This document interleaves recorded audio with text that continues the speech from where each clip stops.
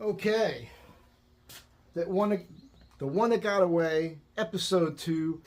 NPR ruined this relationship.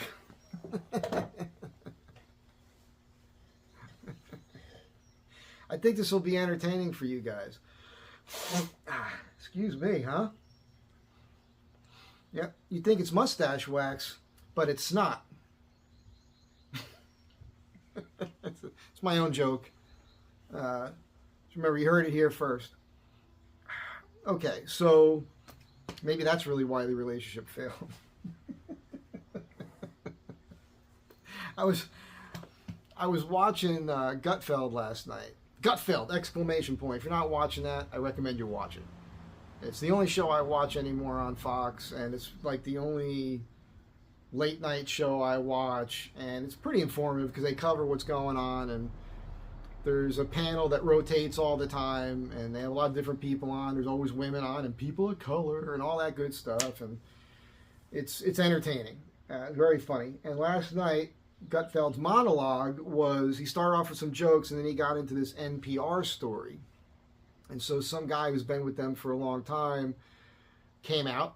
I guess it was an interview or something, and he was real upset about how NPR is set up. You know, their editorial staff has something like 87 registered Democrats, no Republicans, and this is no surprise, by the way, to a lot of you. I gave up on NPR a long, long time ago. It could be 20 years now. But I'll give you an example of the sorts of things I would hear on there that would just irk me. Because I'd listen to it once in a while when I was working. In cities where there's like a huge liberal... by the way, I don't have a problem with people. If you're a liberal, fine. It's the...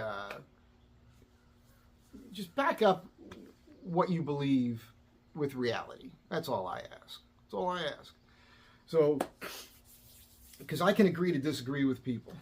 You know, but I find that when I get into the nitty gritty on a topic that is politically charged, I'm hitting you with like, hey, here's some reality, here's some facts, and usually their point of view is coming from emotion, you know, and it's been programmed into them, and I will put the time in on it to talk about it and be like, well, and eventually 9 times out of 10, I will get somebody to admit they just didn't know enough about the subject, which is fine.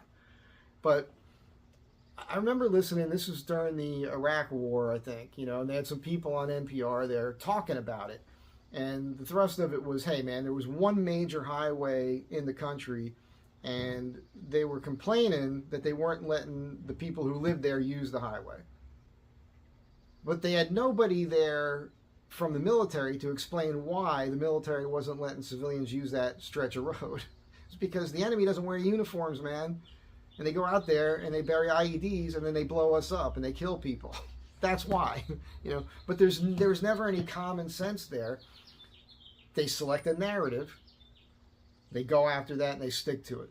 That's all they care about, is supporting that particular narrative, whatever it is. So I stopped watching it, or listening to it rather, because it was too frustrating. I'd be constantly talking to my radio. Like, that's bullshit. What about this? What about that? Hey, here's some perspective. Zero nuance whatsoever. Now, I believe it was 2018. I have a LinkedIn account. I don't really use it very much. I don't think I can use it all right now because my computer, as you guys know, it's an old computer. It's running an old operating system that will not support the latest browser. And so it's really hurting me. My ability even to get paid on YouTube and all of that. I got to sort that, but it's going to require a new computer. And I'm kind of poor right now. So, but in 2018, I was on LinkedIn, and a woman on there reached out to me because I do a lot of bicycle. I build custom bikes, and at that time, it was the tail end of the Obama years there, you know, and it was really tough during that administration for me to survive here. People weren't spending the money. When Trump came along, it was great because all of a sudden people were spending money. So they had more money in their pockets, and things were affordable. Gas prices went down. Everything was affordable. The world was safer. No new wars. tamped down the stuff with North Korea. He sorted everything out, whether you like him, hate him, whatever. And but I had on my LinkedIn, it mentions the bicycle thing, and so this girl reached out to me about that. The reality was she just found me attractive. Who could blame her?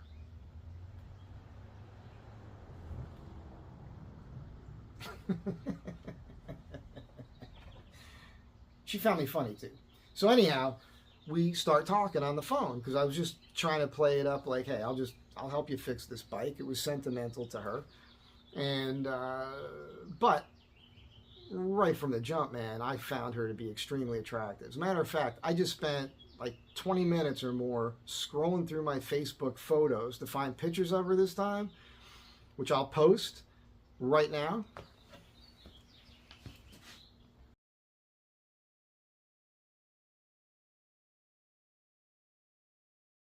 Okay, so now you know what I think is pretty, because I got those questions in the last one. I won't always do that. I don't mind doing it with this woman because I'm not connected with her anymore, and you'll hear about why as this story unfolds. So I went over to her pad. She lived right over here in Los Feliz, pretty close. Went over to talk to her about it, and we got along so well. We were obviously really attracted to one another, and it was like 3 hours or more of talking, and so we started going out, and it was around the 4th of July. It was probably the 4th of July of 2018. You can see in one of the pictures, you'll see some fireworks going off. We went down to watch the fireworks, and which was funny. Like, we had it, man, it was so good. It was such a nice thing, man. It was just beautiful. I totally fell for her. She fell for me. And the first time we're getting it on, literally fireworks are going off. Literal fireworks are going off. We're making out, there's fireworks going off. We're going at it, there's fireworks going off. And in LA, the 4th of July lasts like a week. There's fireworks every night for a week or more. And gunshots, a lot of gunshots. There's, where I live, like the first year I moved into it, I was the handy guy, and I was up on the roof of one of the bungalows, and I saw the sun glinting off something, and I walked up to it, and it was a copper ring, and I pulled it out with a pair of pliers, and it was a 9mm copper jacketed round. So somebody had fired that up in the air, and it had hit that roof at some point. Welcome to Los Angeles. Los Angeles, the city of angels. Anyhow, we have this whirlwind romance, and we're totally open. I'm getting ahead of myself. The first phone conversation we had, we talked about everything, and Trump had come up. And, she kind of voiced her disdain, but I talked her through that, and like most of these people, you can make sense to them, and they'll go, oh, okay, I understand what you're saying. But they keep reverting back to their programming, and that's a problem for me. If I just explained it and now you understand it, but why are you still attached to this emotional nonsense?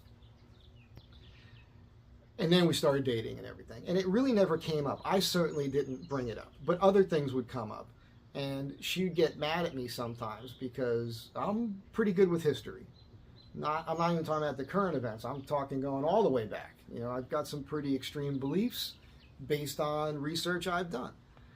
And she would oftentimes, I must have heard her say this half a dozen times, would she say, I know you know more about history than I do, but. There is no but. That's the end of the statement. I know more than you do about this particular subject, so why are you interjecting your nonsense based on emotion? Like, I get it. I would talk through it. I'd never get angry with her. I'd be like, well, I hear what you're saying, but this is really how that was. I even gave her books or recommended books to her to check out, which most people don't take the time to read. Now, what I didn't realize at first, but it became, she revealed it to me, is, well, the deal is with her is she worked from home, and she worked for a toy company. So she was designing toys. And man, she was making really good money. She drove around a little convertible sports car, really nice car. I think it was like a Mercedes convertible, two-door, little sporty unit. I think that's what it was. And she had her shit together, man. This was one of the first women I ever went out with that everything was ticking. I mean, like, she had it together. I didn't have to worry about taking care. As a matter of fact, she used to like to try to pay for me a lot, and I'll let a woman do that. I don't mind that. She even one time, she got us a room on the Queen Mary. So we spent a night or more, might have just been one night, I don't remember, but we slept out on the Queen Mary. That was fun. We destroyed that room. I wouldn't want to be a maid cleaning up that room. That was a good time, man. It was really hot that summer. Really, really hot. So we went down there, and it was a lot cooler down on the water in the Queen Mary. Anyhow, she's working from home, and so all day long, every day, she's listening to NPR. And so as soon as I heard that, I'm like,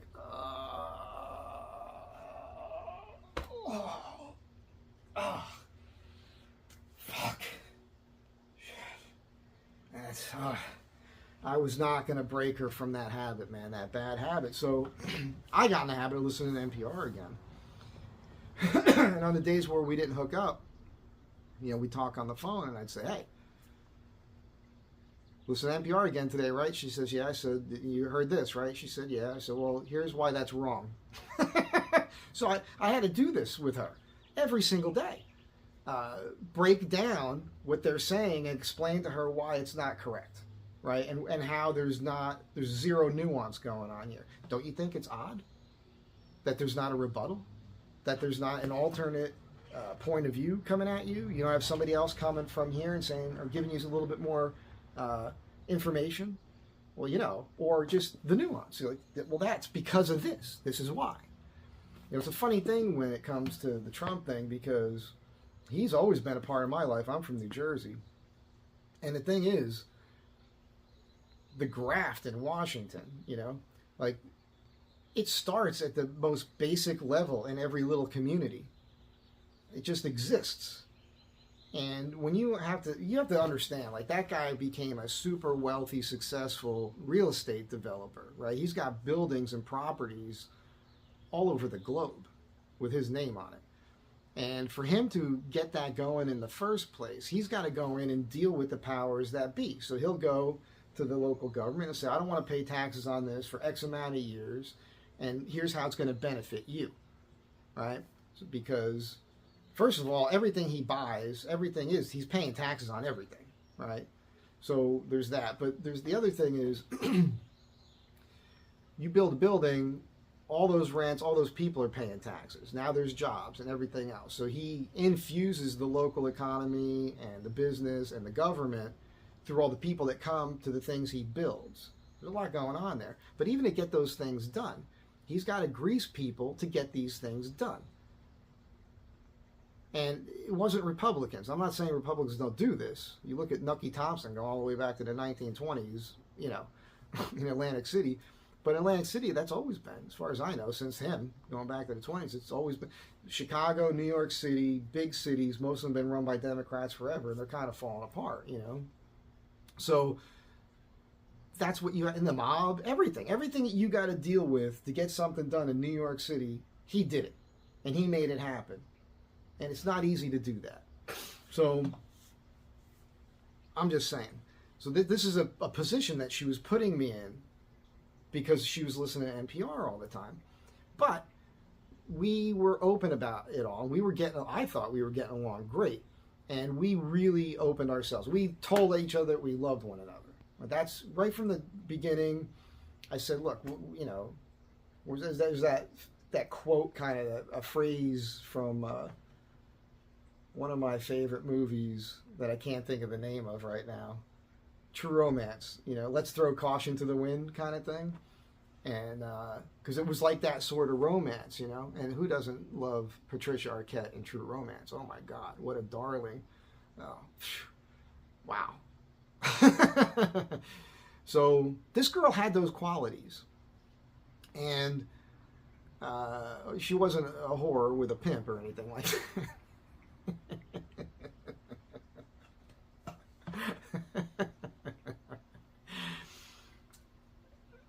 So we were open with how we felt about one another, and it was a very adult conversation. It's like, look, I'll just tell you how I feel, and if we understand that we're adults, and if something comes to a point where we're not together anymore, it's okay. Better to have loved and lost than never to have loved at all, right?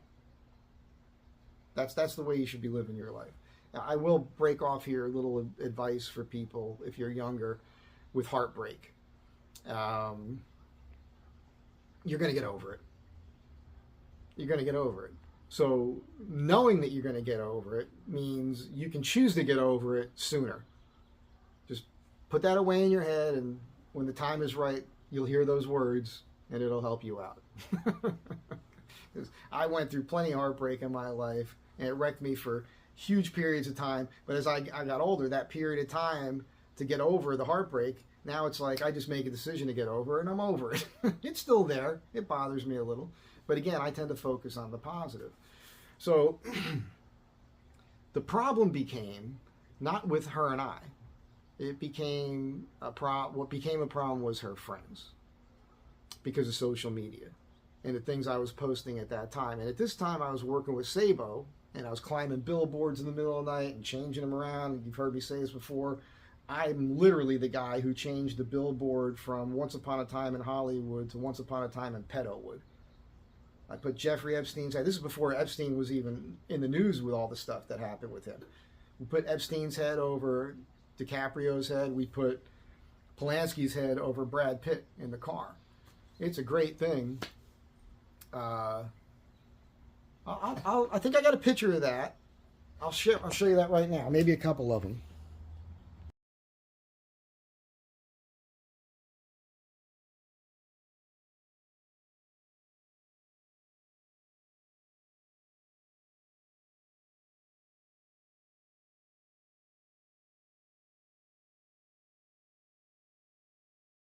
So you see there what we did with some of these billboards, and that the one with Maxine Waters with the Friday the 13th one was hysterical. That was one of my favorites. Anyhow, I was doing that sort of thing, and I was posting it, and her friends were giving her a hard time about me. So this is a cautionary tale with the women that you choose to date. You might want to meet their friends. And if her mother's in close proximity, you're going to want to meet her too.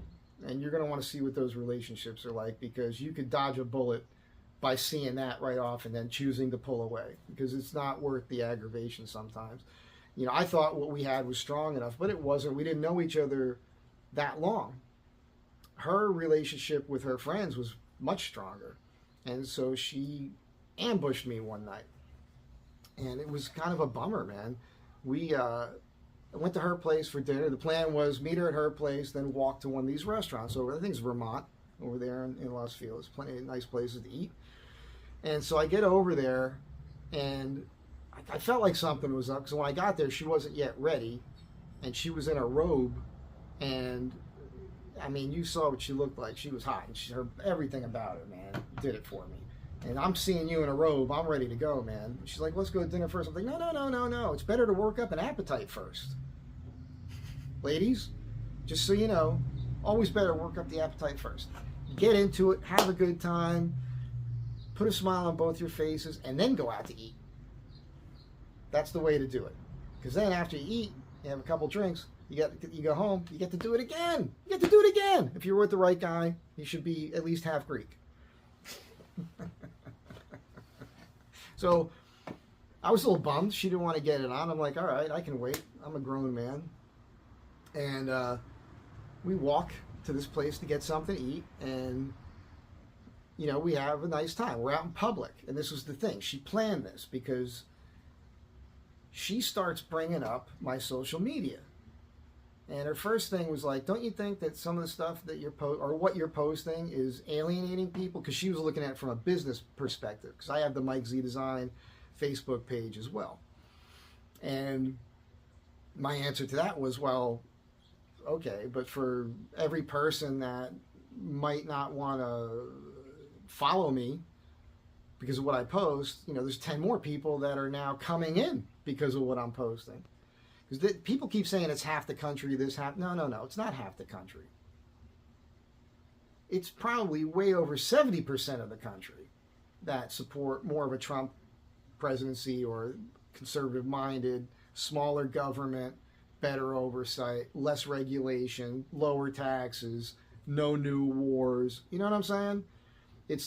I don't even think it's 30% of the population really that truly wants to go with this, with like what we're seeing now with the Biden thing and everything.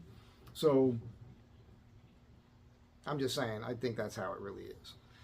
Anyhow, she brings that up. She's like doing this thing. And every time she brought something up, I just say, well, no, I'm just calm about it. But I'm getting a little aggravated in my head now because I see, okay, we didn't fuck. Now we're out in a public place. Now she's hitting me with all this bullshit. I'm like, all right, I'm seeing where this is going. You know, she had a couple drinks in her. I'm kind of giving her, you know, somewhat of a wide berth, but I'm calm.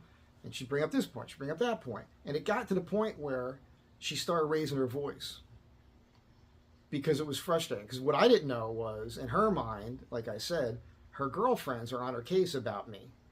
So now she's got this inner turmoil. She loves me. We have a great thing going. It's awesome. I make her laugh. She makes me laugh. We're turned on by one another. We respect each other intellectually. We have deep conversations about all kinds of things. I respect her for what she does for a living. She respects me. Everything is just, it's friggin' perfect. The fucking NPR, man. Which is probably all of this nonsense that they've been doing. You watch the Gutfeld thing and then do your research on that, because, you know, they talk about Adam Schiff being the only guy that they were relying on for the Russian collusion hoax and all of it, the laptop, all the stuff that was total bullshit, or the way that they did it. Even Facebook, by the way, this morning, this is what really pissed me off. I tried to post the opening monologue from Gutfeld show last night on Facebook, and Facebook will not let you do it. They won't let you post it. So they're still controlling a narrative there. Just something to be aware of. I'm not going to get rid of Facebook because business helps me, and I'm connected with too many people that I care about that way. So I'm not going to get rid of it, but I'm aware of it. I don't let it really bother me that much. That's the game you got to play. But every chance I get, I point it out. That's how I deal with that. So she gets to the point, we're in a restaurant, and now she's raising her voice. She starts yelling at me.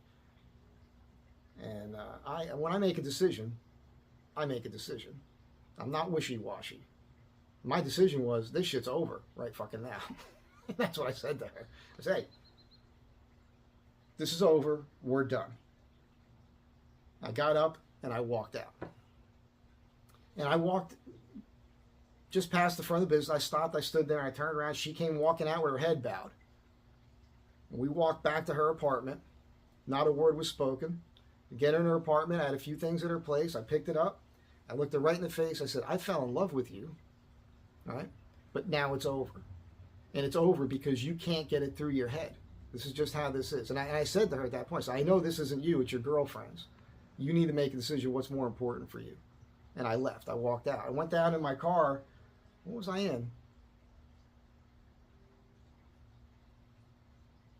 Oh, I had a Honda at the time. I remember, because I just remember being in the car thinking, what was that? It wasn't the van. It wasn't the old pickup truck. I was in this little Honda CRV. And she comes running down, wait. She's like, I don't understand. Look, this woman was very attractive. She had all her shit together. Nobody's ever broken up with her before. Nobody's ever walked away. She's the one that does the breaking up. That's who she's been her whole life. Finally, there's a man in her life who's like, this is bullshit. Straighten your ass out or I'm fucking walking. And that rattled her. She was crying and freaking out. And I said to her, I tried to be cool even at that point, because I don't want to argue about it. We've had discussions, several discussions about that particular subject. She knew where I stood on it. What you need me to believe or think the way you do for us to be in a relationship? I was willing to put up with all her bullshit, listening to NPR and everything else, and to the point where it was disrupting the flow of my normal life, because now you're forcing me to listen to this just so I know what's going on in your head, so that when I talk to you every day, I know where you're already coming from. So I can be like, okay, I know where she's coming from. I gotta walk this fucking line with her because I care about her that much. I was willing to go through that, but she wasn't. She wasn't. So she probably didn't feel about me the same way I felt about her. you know, looking back on it. It's fine. And at that point, I start really getting into it. I'm like, how do you explain this? How do you explain that? And her thing was, for everything that Trump did that was great, it was just a coincidence, or he just got lucky.